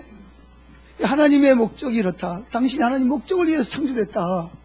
근데 지금 당신이 하나님 목적이 깨져 있지 않냐? 그러니까 당신의 인생이 힘들지 않냐? 돈이 있어도 뭐예요? 지루하고 따분하고, 그러니까 자꾸 죄질거리 자꾸 살다니고. 그래서 하나님 당신을 부른다. 어디로 불러요? 사랑의 관계로. 그게 하나님이 당신을 창조한 목적인데, 당신 지금 하나님 목적에서 어긋나잖아요. 하나님 목적으로 와라. 그럼 당신이 정말 행복해지고 회복될 수 있고 영원한 생명을 갖는다. 그걸 말로만이 아니라 삶으로 살아내는 거예요. 이게 직장생활이고 학교생활이에요. 아멘? 그래서 가장 위대한 여기도 선교사 갔다 오시면, 선교사는 뭐예요? 가장 위대한 선교사는 그 나라에 가서 그 나라 사람들 속에서 나를 통해서 누구를 나타내는 거예요? 그리스도의 사랑이 흘러가게 하는 거예요. 그러니까 여러분은 여러분 직장에서 직장 선교를 해야 돼요. 선교사가 돼야 돼요. 평신도 선교사. 아멘? 전문인 선교사.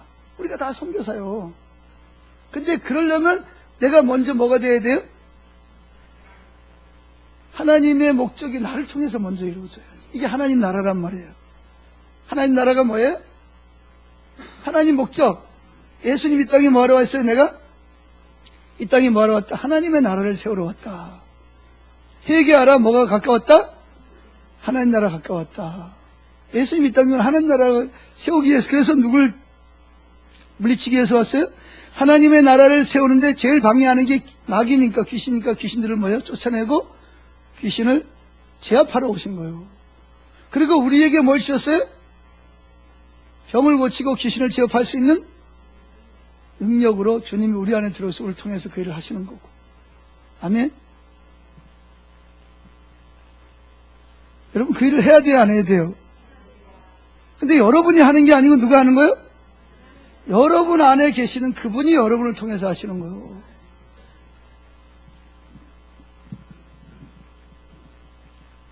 그래서 교회가 존재하는 목적은 창세전부터 하나님이 계획하신, 인간이 타락했을 때 인간을 다시 하나님과 사랑의 관계를 회복하기 위해서 계획하신 그 십자가와 부활을 통한 하나님의 사랑을 알고 그것을 실제로 그 삶을 살 뿐만 아니라 그것을 전하는 거예요.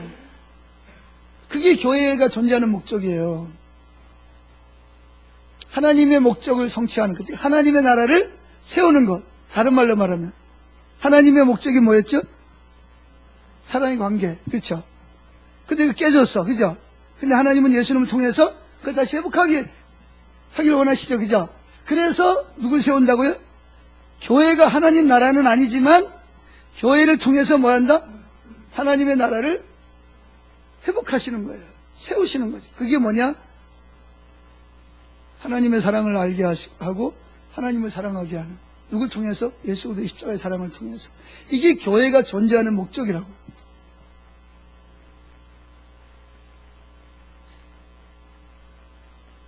이게 여러분이 구원받은 목적이에요. 하나님 원하는 뜻이고. 그래서 하나님은 마태복음 22장 37절 38절 너희는 마음을 다하고 목숨을 다하고 뜻을 다하고 주 너희 하나님을 사랑하라 했으니 이것이 크고 첫째 되는 계명이, 이렇게 말합니다. 그래서 하나님은 우리를 그렇게 사랑하라고 하시기 전에 창세전부터 하나님께서 우리를 뭐 하셨다? 그리스도 안에서 마음을 다하고 목숨을 다하고 뜻을 다하고 손풀을 다해 사랑했어요? 안 사랑했어요? 이미 에베소 1장 3절을 다시 보세요. 이 관점을 가지고 에베소 3장 1장 3절을 다시 보시라고.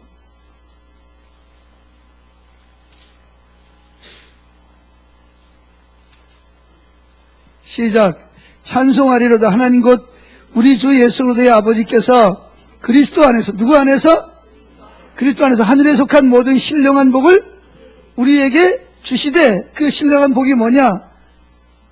창세전에 하나님 목적하신 것을 이루는 것이 신령한 복이에요. 4절, 곧 창세전에, 언제? 만물을 창조하기 전에, 여러분이 인간을 창조하기 전에 누구 안에서? 인간이 벌써 타락할 것을 아시고 그리스도를 뭐예요? 보내서 우리 죄값을 치르게 하시고, 그래서 그리스도 안에서 우리를 뭐 하시고? 택하시고, 십자가 안에 택하시고, 우리로 사랑 안에서 그 앞에 우리가 어떻게 타락했는데 거룩하고 흠이 없게 해요? 그리스도 때문에, 이미 하나님의 계획 속에서. 그래서 5절, 근데 이것이 억지로 만든 거예요? 기쁘신 뜻이요? 그 기쁘신 뜻대로 우리를 예정하사 또 누구 안에서? 예수 그리스도로 말미암아 자기 아들 가족이 되게 하셨다는 거예요. 그러니까 여러분은 이미 창세전부터 하나님끼리 사랑하듯이 저와 여러분이 뭐하고 있었다? 이미 사랑받고 있었다는 말이에요. 그 사랑이 가장 잘 나타난 것이 십자가와 부활이라는 거죠. 근데 이게 너무 엄청나다 보니까 이 사랑을 우리가 이해를 못해요. 우리 머리로는 도저히 이해가 안 돼요. 그래서 주님이 성령으로 내 안에 계셔서 그 사랑을 조금씩 뭐예요? 열어서 이게 보게 하셔야 돼요. 죄도 보게 하시고. 그래서 내가 뭘 보여야 돼? 성령이 오시면 내가 얼마나 검은지를 보게 하시고, 내가 얼마나 큰 죄인지를 봐야 뭐가 필요해요? 예수님 십자가가 필요한 걸 아는 거예요. 내가 얼마나 죄인지를 알고 보게 하시고, 동시에 또 뭘 보게 하셔요? 내가 얼마나 하나님의 지성소에 쳐놓은 휘장처럼 하나님께 가장 가까이 나갈 수 있을 만큼 내가 의롭고 거룩하고 흠이 없는 자임을 성령이 보게 하시는 거예요. 그래서 내가 검지만 아름답습니다. 그런 고백을 할 수밖에 없는 거죠. 그런 것이 비춰지면. 아멘. 이걸 복음이라고 하는 거예요. 복음. 기쁜 소식이란 말이죠. 꼭 기억하세요. 하나님의 창조의 목적이 뭐냐? 뭐예요, 목적이? 사랑의 관계를 맺는. 근데 인간이 타락했고 하나님의 심판과 형벌이 왔어요? 그렇죠? 그래서 하나님은 그럼에도 불구하고 우리를 끝까지 사랑하시기 때문에 예수 그리스도 안에서 뭐예요? 우리를 다시 사랑의 관계를 회복할 그 목적을 성취할 것을 창세전에 이미 계획하고 계셨단 말이에요. 이게 하나님의 사랑이에요. 창세전부터 저와 여러분을 사랑하신 거예요. 근데 이 사랑이 너무 커서 우리 머리는 이해를 할 수 없는 거지.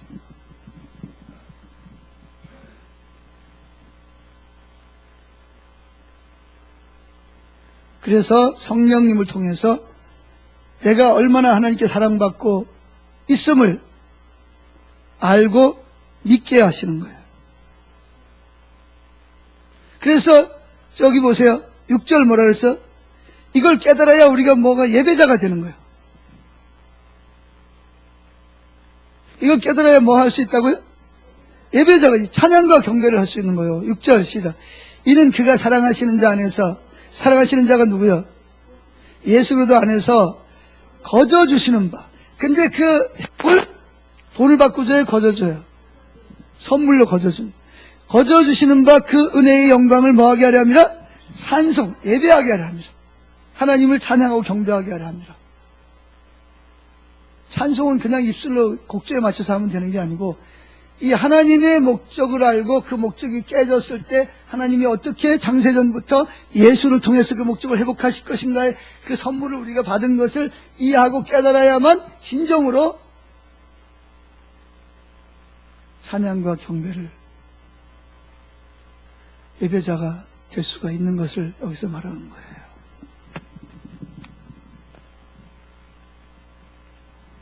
그래서 이 예배는 이제 다음 주에 배우겠지만 뭘로 나타난다? 예배는 삶의 예배로 나타난다. 삶의 예배로. 자, 빌립보서 1장 20절 보겠습니다. 삶의 예배가 뭐냐? 바울이 그걸 깨닫고 너무 감사해서 이렇게 기도합니다. 빌립보서 1장 20절.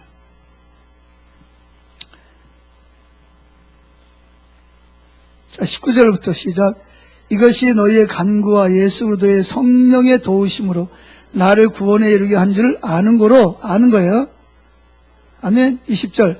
나의 간절한 기도와 소망을 따라 아무 일에든지 부끄러워하지 아니하고 지금도 전과 같이 온전히 담대하여 살든지 죽든지 내 몸에서 담대하여 내 몸에서 그리스도가 존귀하게 되게 하려. 그리스도가 지금 어디 계세요?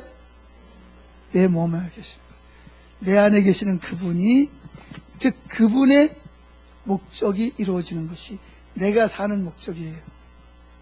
그러니까 여러분이 왜 창조했고 왜 지금 밥 먹고 살고 왜 구원받았는지 목적을 알아요. 하나님의 목적이 나의 목적이 되어야 됩니다. 그래서 우리 초점은 항상 누구예요? 다윗처럼, 모세처럼, 바울처럼 그분에게 초점을 맞춰요. 그분이 내 안에 사셔야 돼. 인격적으로, 실제적으로. 그게 목적이 돼야 돼요. 그게 안 되면 죄송하지만 여러분은 변하지 않습니다. 찡한 감동 듣고 책 읽고 설교집 듣고 간증 듣고 어느 정도는 할 수 있을지 몰라도 결국은 다시 옛날로 돌아갑니다. 우리를 변화시키는 우리가 아니고 그분이 우리 안에 계셔요. 그분이 우리 안에 계신다는 말은 그분과 내가 화목하게 사랑의 교제를 나눌 때 그분이 나를 변화시키는 거예요. 거룩하게, 정결하게, 하나님의 뜻을 이루게. 근데 우리는 그분을 내 목적을 위한 수단으로 삼는다. 그분의 목적이 나의 목적이 아니에요. 대부분이 많은 성도들이. 우리는 그분을 이용해서 내 인본주의적인 내 목적을 성취하려고 그러지 그분의 목적이 성취되는데 나를 들으려고 그러질 않아요. 그러니까 그분의 목적도 안 이루어지고 나도 실패하고 삶의 평안도 없고 삶도 변하지도 않고 다람쥐 쳇바퀴 돌듯이 계속 뭔가 우회 갈 때는 된 것 같은데 나중에 또 제자리에 와 있어. 계속 이렇게 사람이 안 변하는 거지. 똑같아져. 그러니까 그러면서 뭐라냐면 에이 뭐 십자가 복음 따라가도 뭐 별거 없다고 뭐 별거 없죠. 뭐 당연하죠. 뭐. 그러니까 우리는 어떻게든지 하나님의 목적이 나의 목적이 돼야 돼. 하나님 목적이 뭐라고요? 사랑의 교제를 나누는 거. 그래서 그분을 추구하는 거예요.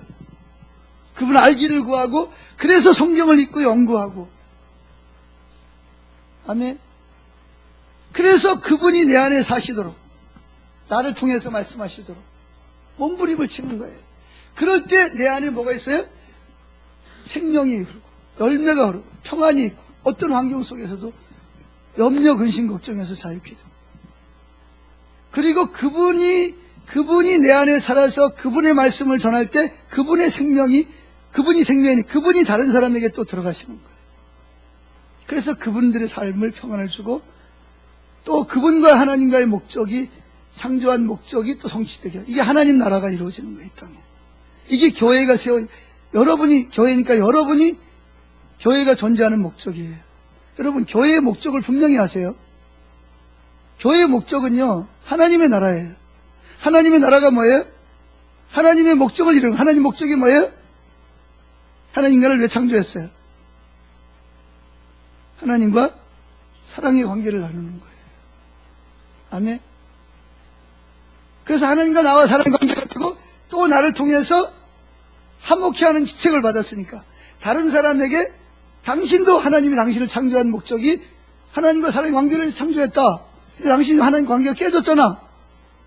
빨리 돌아와. 예수님이 당신을 십자가 보고 죽었잖아. 그러니까 예수를 사랑을 빨리 받아들이고 예수 안에서 하나님과 빨리 화목해. 이걸 전도라 그러는 거예요. 전도. 아멘. 이걸 전해야 되는 거예요. 우리는 안 믿는 사람들에게.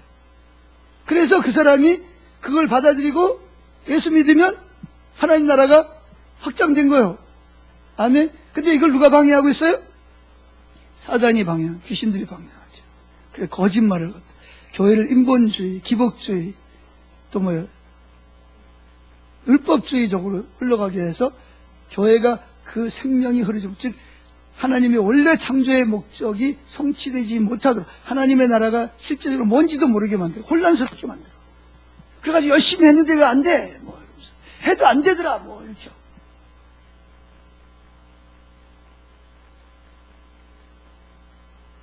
나도 해봐도 안 되니까. 그러니까 이게 힘든 거지.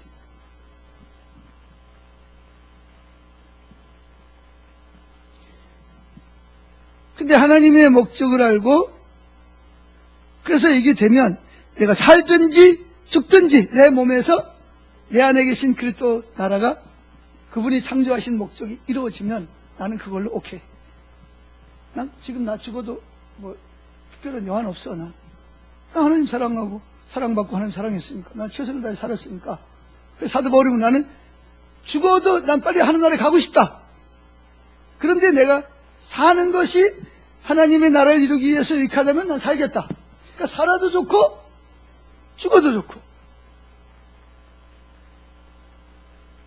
그래서 공산당이 제일 무서워하는 게 누구냐면 광의병이 아니고 누굴 무서워해요? 크리스찬들을 제일 무서워. 진짜 크리스찬들. 그냥 교회 왔다 갔다 하는 사람 말고 진짜 크리스찬들. 죽여라. 죽이려면 죽으라는 거야. 죽으면 천국 가면 좋고, 살아있으면 하나님 목적을 전파하니까 좋고, 죽어도 좋고 살아도 좋다는 거지.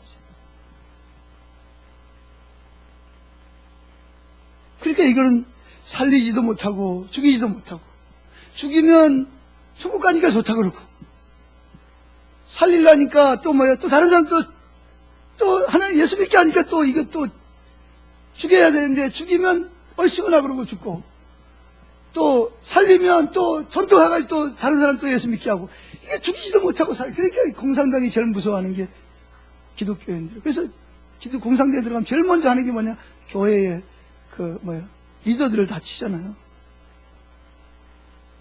그래가지고 뭐하게 만들어요? 그거 전에 신사참배하게 만들고. 그래가지고 저도 들은 이야기, 제가 북한을 안 갔다 와서 잘 모르지만, 북한에 가면 목사들 가면 제일 먼저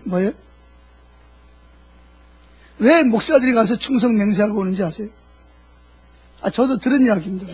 내가 북한에 안 가봤으니까 모르는데, 호텔에, 제일 고급 호텔에 누굴 집어넣어요? 이 기쁨조를 집어넣어가지고, 그걸 다 촬영을 하는 거예요. 그래가지고, 김일성, 거기 가서 동상에 절하게 하고, 한국에 내려와서도 북한에 대해서 그런 비난을 못하게 만드는, 큰 교회 목회를 못한다잖아요. 저도 그냥 들은 이야기, 나 북한에 안 갔다고 잘 몰라 했다. 근데 그게 맞는 것 같아.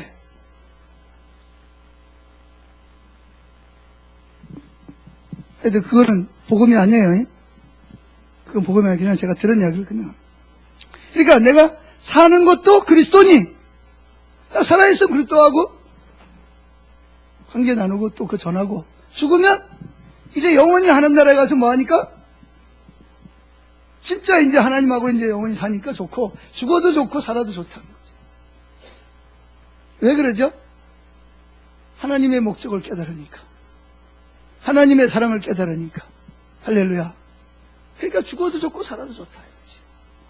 그러니까 죽어도 평안하고 살아도 평안하고, 환경이 좋아도 감사하고 나빠도 감사하고, 그분이 날 사랑하시니까. 그러니까 북풍아 불어라, 남풍아 불어라.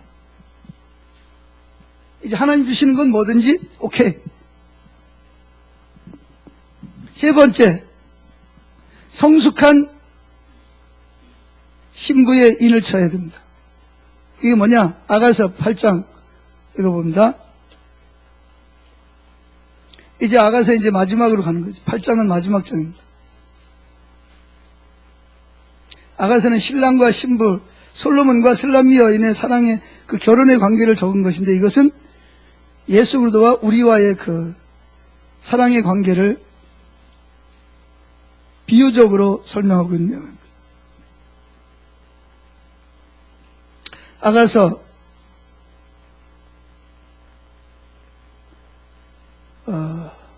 8장 5절 읽어보겠습니다.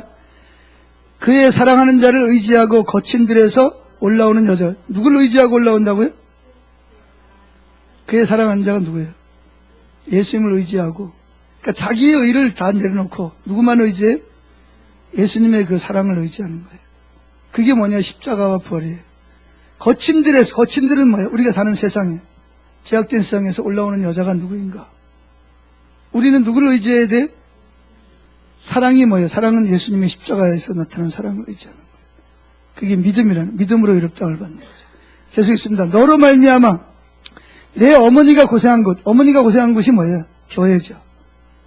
고생한 곳, 너를 낳은 자가 애쓴 그곳. 여러분이 전도 교회에서 안 믿는 사람에게 이 하나님의 목적을 전해서 그들이 예수 믿고 구원받은, 이게 바로 교회예요.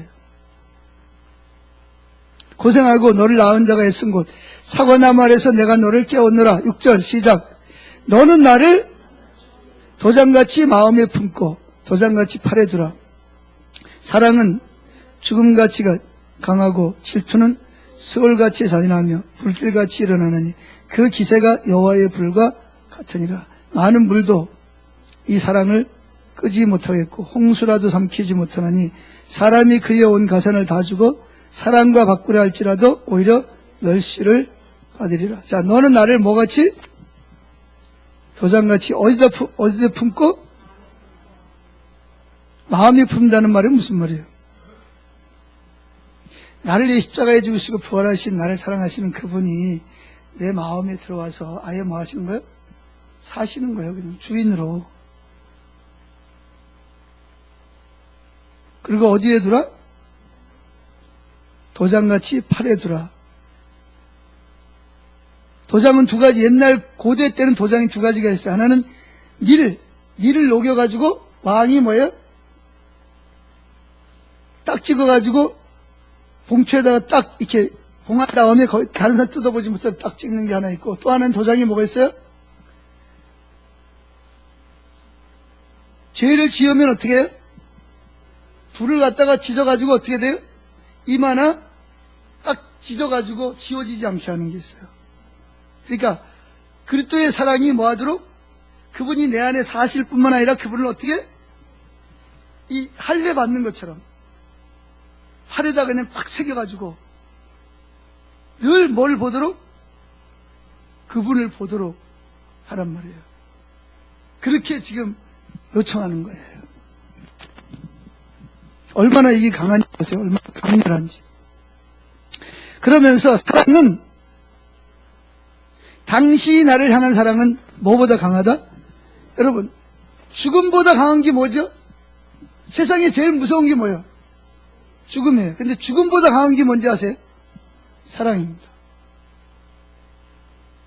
그게 어디 나타났어요? 십자가에서는. 창세전에 이미 그게 예수님을 통해서 가장 나타나. 세상에 제일 무서운 게 죽음입니다. 죽음은 다 끝나는 거예요. 부귀영화, 건강, 젊음, 아름다움, 죽음은 다 끝나는 거예요. 그죠? 그게 죽음이 제일 무서운 거예요. 그래서 죄의 값은 뭐다? 사망이거든요. 근데 그 사망보다 더 무서운 게 있어요. 더 무섭다, 강한 게 있어요. 뭐죠? 사랑입니다.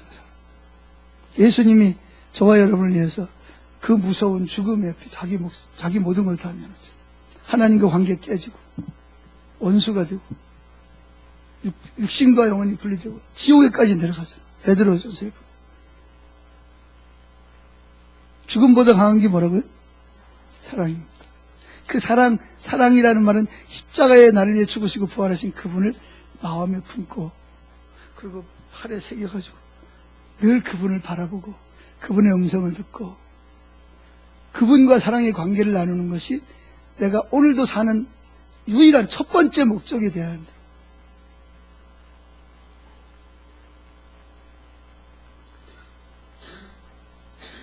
뭐라고요? 하나님이 나를 창조한 목적이, 인간을 창조한 목적이 뭐라 그랬죠? 사랑의 관계를 나누는 거죠. 아멘? 그것이 하나님 목적이에요. 내가 존재하는 목적이라고요. 내가 밥을 먹고 공부하고 일하는 목적이라고요. 아멘? 그게 첫 번째가 되지 않으면 여러분은 절대로 변하지 않습니다. 설교를 수천 번 들어도 여러분 변하지 않습니다. 간증을 들어도 여러분 삶에 생명이 없습니다. 여러분을 변화시키는 것은 어떤 내 의지나 내 노력이 아니고 내 안에 계신 그분이 나의 삶을 바꾸는 거예요. 여러분의 의지는 여러분을 못 바꿉니다. 그분만이 나를 바꿀 수 있습니다.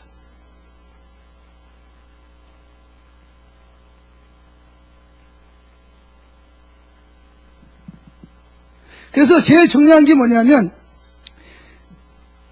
그분이 내 안에 내 품 안에 계시고 내가 그분을 팔에 도장같이 새기지 않으면 우린 지금 이미 벌써 하나님과 관계가 벌써 부조화가 일어나고 관계가 깨진 거예요. 우린 하나님 목적에서 실패한 거예요. 아무리 교회를 오래 다니고 직분이 뭐든 상관없이 우린 지금 하나님의 목적에서 부조화가 일어난 거예요. 하나님 관계가 지금 깨진 거예요. 이걸 첫 번째로 삼아야 됩니다. 첫 번째로 삼기를 축복합니다. 나도 아멘. 제일 먼저 내가 아멘. 내가 그 삶을 살기를 정말 원합니다. 근데 자꾸 그걸 잊어버릴 때가 있어요. 뭐 하다 보면 사역한다고. 요즘 또 우리 교회 또 풋살장 만든다고 또. 기독학교 또 말레이시아에서 애들이 14명이 또 우리 교회 왔대요. 지난 주일날 새벽에 7시에 가서 데리고 왔어요. 그래 다음 주까지 우리 기독학교 애들이랑 같이. 그래 지금 또 개들이에서 기독학교에서 풋살장 만든다고 또 그날 아침에 그냥 8시 반에 출근해가지고 그냥 해가 져가지고 안 보일 때까지 하다 보면 기도해야 되는데. 그래서 뭐 하고 있어요 지금? 일하고 있어요 지금. 내가 왜 그랬지? 그리고 하루가 지났어. 몸이 피곤해. 기도가 나와요 안 나와요? 자야지. 그 다음날 또 와가지고 또 내가 왜 그러지? 나도 내가 싫어. 이런 내 모습이. 여러분 저를 위해 좀 기도 좀 해주세요. 이게 참 제가 제일 문제.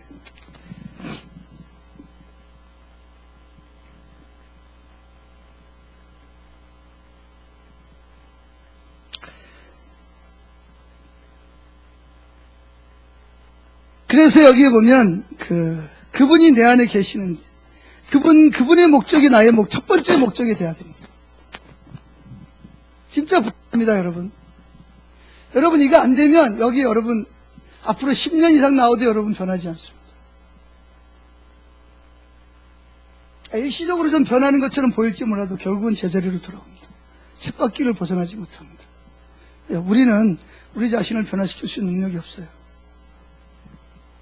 기도해도 안 되고 설교 들어도 안 되고 성경 공부해도 안 됩니다. 울어도 안 되고 힘써도 안 되고 참아도 안 됩니다. 믿으면 하겠네. 믿을 때 성령이 하시니까 하면 그러니까 결국은 그분이 내 안에 사시 그분을 바라보는 게 목적이 되어야 돼요. 다윗처럼. 그러면 나만 변하는 게 아니라 다윗처럼 쓸모없는 무지랭이와 같은 쓰레기들을 600명을 하나님의 군사로 키웁니다. 나만 변하는 게 아니고 다른 사람까지도 변화시킬 수 있어요. 근데 만약에 여러분들이 설교만 듣고 그분을 마음에 품고 사랑을 마음에 품고 그분을 도장같이 팔에 두지 않으면 여러분의 삶은 절대로 변하지 않습니다. 머리는 커질지 모르지만 삶은 여전히 그 자리에 있을 수밖에 없어요. 안 됩니다. 여러분. 우리 다 해봤어요. 근데 그분이 내 안에 계시면 그분이 나를 변화시킵니다. 가치관도 변화시키고 바라보는 관점도 변화시키고 말도 변화시키고 행동도 변화시키고 죄도 이기게 하십니다. 아멘. 그렇다고 우리가 완전히 죄에서 벗어난다 그런 얘기는 아닙니다. 주님을 바라보지만 우리가 연약하기 때문에 또 넘어지고 실수할 수 있어요. 그러나 우리는 변화되게 돼 있어요. 계단을 올라가듯이 조금씩 반드시 변화됩니다. 아멘. 자, 요한복음 7장 24절을 제가 읽습니다. 아버지께서 내게 주신 사람들도 내가 있는 곳에 나와 함께 있게 하여 주시고 창세전부터, 언제부터? 창세전부터 아버지께서 나를 사랑하셔서 내게 주신 내 영광을 그들이 누구죠? 저와 여러분도 보게 하여 주시기를 빕니다. 기도합니다. 이 기도가 응답될까요? 안 될까요? 응답되겠죠. 그러려면 어떻게 해야 돼요? 창세전에 계획하신 게 뭐예요? 아버지가 나를 사랑하신 사랑이 누구 안에도 있고 저와 여러분 안에도 있는 거예요. 그러니까 아버지가 창세전부터 예수님을 지금까지 사랑하는 그 사랑이 저와 여러분에게도 그 사랑이 그렇게 주님을 사랑한 신랑 되신 예수님을 신부로서 사랑하기를 기도하고 있어요. 예수님. 이게 예수님 마지막 기도예요. 기도의 결론이 뭐냐? 아버지가 나를 사랑하듯이 내가 십자가에 죽고 구원한 저들도 나를 사랑하게 해주십시오. 이것이 예수님이 요한복음 17장 대제사장의 마지막 기도로서 결론입니다. 여러분.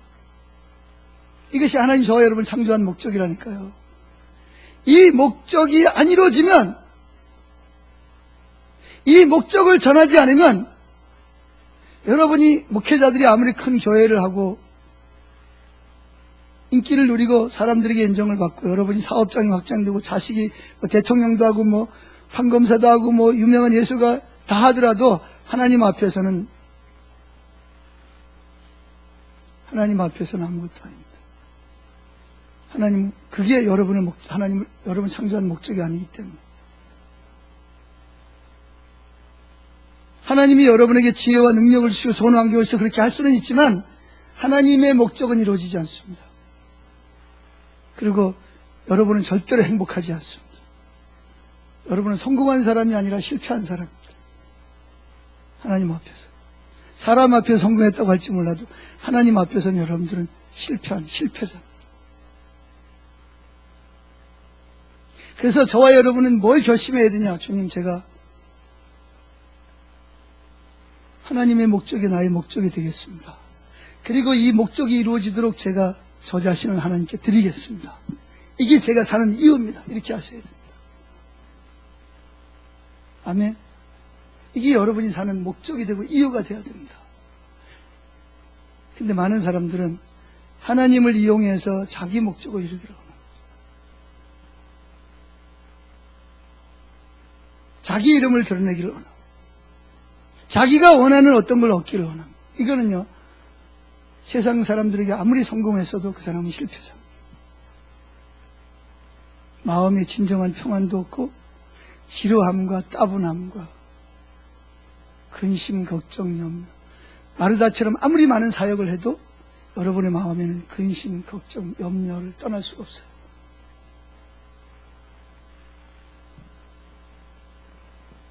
그리고 마르다가 들은 소리를 똑같이 느껴요. 사역하지 말라는 게 아닙니다. 바울처럼 우리 사역합니다. 마르다보다 훨씬 더 큰 사역을 합니다. 아멘. 그래서 하나님의 목적은 예수님의 영원한 동반자, 신부, 즉 십자가의 그 부활의 사랑을 느끼고 모든 것으로 주님을 사랑하는, 주님이 목적이 되는 창조의 목적을 이루는 것이 저와 여러분이 달려가야 될 푯대입니다. 바울은 그걸 향해서 달려갔습니다. 뒤의 것을 잊어버리고 예수님을 통한 사랑의 내 창조의 목적을 알고 그분의 사랑을 느끼고 그분을 사랑하고 그것을 다른 사람에게 전하기 위해서 내가 어제도 존재하고 오늘도 존재하고 그걸 위해서 나는 죽어도 좋고 살아도 좋다. 이게 바로 크리스찬이고 성공한 하나님의 성공한 삶을 사는 사람입니다. 저와 여러분 모두가 그렇게 될 수 있기를 축복합니다. 네. 이미 창세 전에 이미 우리를 예수님의 신부로 이미 주셨기 때문에 그래서 하나님의 목적은 뭐냐? 예수님의 영원한 동반자가 되는 것. 즉 사랑의 친밀한 교제를 나누는 자원돼서 그분의 사랑을 느끼고 그분을 사랑하는 그래서 그분의 사랑이 흘러서 다른 사람들에게도 하나님과 화목하게 하는 즉 다른 사람도 하나님의 창조의 목적이 이루어져서 사랑을 느끼고 사랑하는 그래서 하나님의 창조의 목적이 이루어지는데 우리가 살아야 될 목적이 있는 거예요. 그걸 위해서 밥을 먹고 물을 마시고 잠을 자고 그걸 위해서 운동을 하고 그걸 위해서 TV를 보고 그걸 위해서 사역을 하고 그걸 위해서 존재해야 됩니다. 그러면 여러분은 하나님 앞에서 성공한 사람입니다. 무슨 사람? 사람들은 뭐라 그래서 아가서에서 그러잖아요. 내가 검다고 나를 흘겨보지 마라. 내가 이렇게 내 정문을 잘못 치가 내가 그럴지라도 난 하나님께 뭐한 사람이다? 나 하나님께 성공한 사람이 사랑하는 사람이야. 성공한 사람이야. 너희들은 나를 욕할지 몰라도 난 하나님께 성공한 사람이야. 난 사랑받는 사람이야. 그 사람들은 이해를 못하지만 나는 너무나 잘 알고 있는 행복하지.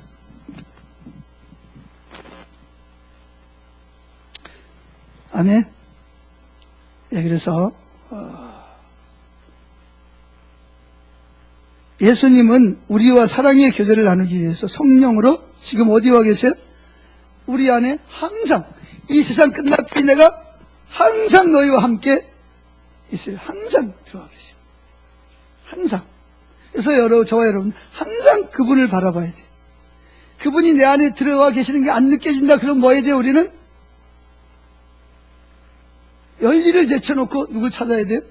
그분이 내 안에 계시는 것이 느껴질 때까지 말씀을 읽고 기도하고 그분을 찾아야 돼요. 그래서 그분이 다시 내 안에 들어가 계십니다. 다시 도장처럼 새겨진 그분이 보여질 때까지 느껴질 때까지 다시 그걸 회복해야 돼요. 그리고 나만 그렇게 사는 게 아니라 뭐예요? 또 잃어버린 영혼들이 또 그렇게 하나님의 목적을 이룰 수 있도록 하게 하는 것입니다. 그게 교회가 존재하는 목적입니다. 아멘. 그래서 예수님은 질투하는 신랑으로서 저와 여러분을 어디로 초청한다고요? 그 관계로 하나님의 목적으로 초청합니다. 다시 보세요. 아가서 8장 6절. 너는 나를 도장같이 마음에 품고 도장같이 발에 두라. 사랑은 뭐같이 강하다고요? 사랑은 죽은 거예요. 여러분도 예수님을 사랑하면 죽음이 여러분들을 두렵게 하지 못합니다. 죽음같이 강하고 질투는 하나님은 질투를 가지고 질투가 뭐죠? 하나님과 사랑의 관계를 방해하는 것은 어떤 것이든지 질투를 가지고 그것을 제거하려는 하나님의 열심을 여기서 말하는 질투입니다. 하나님은 질투를 가지고 저와 여러분이 하나님과 하나님의 사랑을 알고 하나님을 사랑하고 다른 사람을 그 자리에 이끄는 것을 방해하는 것은 어떤 것이든 질투를 가지고 그것을 제거해버리는 그런 열심을 가지고 있습니다. 그래서 그걸 뭐라고 말하냐면 이렇게 말합니다. 사랑은 죽음같이 강하고 질투는 스올같이 잔인하며 불길같이 일어나나니 여기서 말하는 불길은 뭐죠? 사랑은 지금 사랑은 불길같이 일어나는 거예요. 주어가 사랑이에요. 불길같이 일어나느니 그 기세가 뭐와 같으니라? 여호와의 불과 같으니라. 여기서 말하는 불은 어떤 불이냐? 불은 뭐에 제일 약하죠? 근데 물로 끌 수 없는 불이 있어요. 사랑의 불은요, 물로 끌 수, 여기서 말하는 끌 수 없다는 말은 환난, 핍박, 유혹, 죽음이 와도 이 불을 끌 수 있어요, 없어요? 자, 예수님이 우리를 향한 사랑을 뭘로 끌 수 있었어요, 없었어요? 없었어요. 사탄이 그 불을 끌려고 그렇게 노력을 했는데 껐어요, 못 껐어요? 못 껐어요. 근데 그 불이 우리 속에 붙으면 우리가 어떻게 될까요? 그 불이 우리 속에 붙으면 어떻게 될까요? 우리 속에서 그 불이 막 활발 타오르. 주님을 향한 죽음이 와도 죽여라. 유혹이 와도 핍박이 와도 거기 때문에 굴하지 않는 거예요. 우리가 이제 하루아침에 그렇게 되지는 않지만 이렇게 주님을 뭐 하면 주님의 사랑을 이렇게 알아가면서, 그래서 7절에 보세요. 7절에 멀리도 끌 수 없다. 많은 물도 이 사랑의 불을 끄지 못하였고 홍수라도 삼키. 물은 뭐예요? 물은 일반적인 뭐 핍박, 유혹 이런. 홍수는 뭐예요? 죽음과 같은 거. 뭐 큰 우리가 정말 일반 사람이 감당할 수 없는 뭐 그런 실패, 그런 것이 와도 설사 여러분들이 정말 내가 짓지 말아야 될 엄청난 죄를 지어도 못해요. 네, 그때 그 사랑의 불이 워낙 강하기 때문에 내가 아무리 큰 일을 져도 그 죄책감이 나를 지배하지 못해요. 내 안에 있는 불이 그거를, 죄책감을 뛰어넘어 이기게 하시는 거예요. 근데 이 불이 안 붙으니까, 이게 참, 그래서 예수님은 내가 불을 붙이러 왔다. 그러면서 뭐라 그래요? 탄식하지. 이 불이 붙었으면 얼마나 좋겠냐. 근데 불이 안 붙어서 걱정이라는 거죠. 이 불이 무슨 불이요? 이 사랑의 불. 이 십자가의 사랑의 불. 신랑의 불이 신부에게 붙어야 되는데, 붙기를 축복합니다. 붙을 겁니다. 그래서 이 사랑의 불은 시온성경의 바닷물도 사랑의 불을 끄지 못해, 강물도 그 불길을 잡지 못합니다. 그래서 이번에 뭘 주고도 못 산다? 그 사랑을 얻으려고, 사람이 그 사랑을 얻으려고 뭘 줘요? 자기가 가진 뭐 주냐면 유혹을 하는 거죠. 돈 가지고도 유혹하고, 명예 가지고도 유혹하고, 또 뭐예요? 좋은 집, 달콤한 거짓 사랑, 별의별 걸까지 다 유혹을 해도 넘어가요, 안 넘어가요? 이게 안 넘어가. 그러니까 공산주의가 기독교인들을 제일 싫어하는 거예요. 무서워하는 거예요.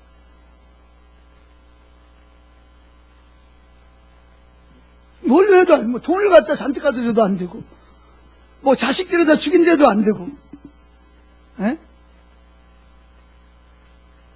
무슨 걸 가지고 다 해도 이게 안 넘어가 버리는 거예요. 이게 하나님이 우리를 창조하신 목적. 근데 그냥 아담과 하와가 그냥 선악과 하나에 그냥 홀라넘어가 버리니까.